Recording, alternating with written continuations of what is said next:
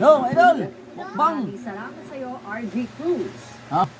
Ha? Kain tayo! Nagpapasadahan na ang mga lokal na pamahalaan ng Makati at Ah. Taguig.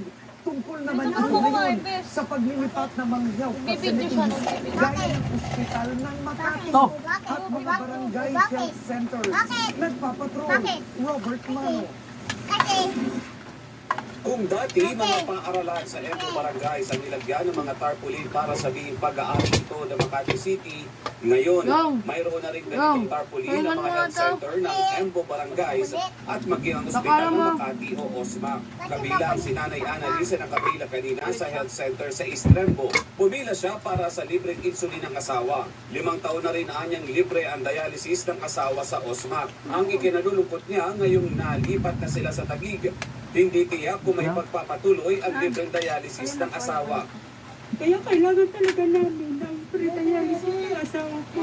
Dahil mamamatay siya pag hindi ko kaya ang dialysis sa labas eh. Si Charmaine naman 2 beses nang nanganak pero halos walang binayaran sa OSMAC. Mata! Ang problema niya ngayon, paso na ang kanyang yellow card na bigay ng Makati. Talaga, ang laking impact niya.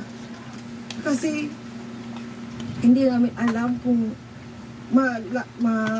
bibigay ba ng Taguig yung nakasanayan na namin.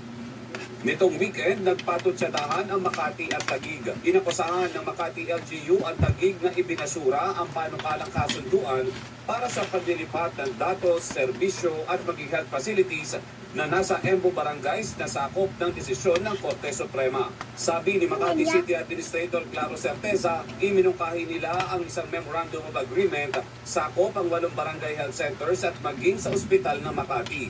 Kabilang sa panukala ang pagkakaroon ng credit line sa OSMAC upang masiguro na hindi maaapektuhan ang serbisyo ng ospital lalo na sa mga mahihirap na residente.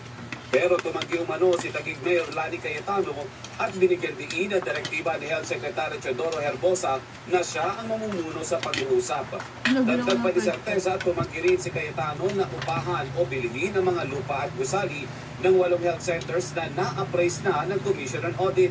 Ibinasura din umano ng Taguig ang data sharing deal ng mga dati at kasalukuyang pasyente ng 8 health centers. Buwelta naman ng Taguig City, ang Makati ang umatras sa usapan. Hindi umano katanggap-tanggap ang MOA ng Makati dahil nakasaad dito na pagmamayari nila ang lupa at ang mga health center.